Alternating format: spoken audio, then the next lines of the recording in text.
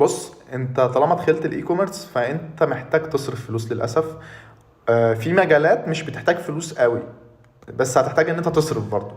ليه؟ زي ايه مثلا؟ ان انت تبيع ديجيتال برودكتس، تعمل اي بوكس، تعمل امازون كي دي بي. الحاجات دي برضه المبالغ بتاعتها كراس مال قليله. فاهم قصدي ايه؟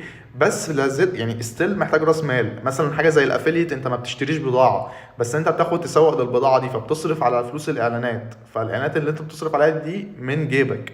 فما تخليش حد يضحك عليك، مفيش مجال في التجارة مش محتاج بادجت في الأول. يعني ألف ب انت بتشتري دومين، تاني حاجة بتشتري هوستنج لو هتعمل ستور مثلا على حاجة، او هتشتري شوبيفاي هتعمل عليه ستور. فانت مفيش حاجة للأسف في الاي كوميرس مش محتاج ان انت ما تدفعش فيها فلوس. انما في حاجات قليله زي اللي انا قلتها لك دي. انما مثلا بقى ان انت تجيب ستوك مثلا زي امازون وحاجات تانية، لا، الحاجات دي برضو محتاجه فلوس، محتاجه ان انت تشتري بضاعه ويكون معاك سيوله مش كبيره قوي، بس ستيل معاك سيوله.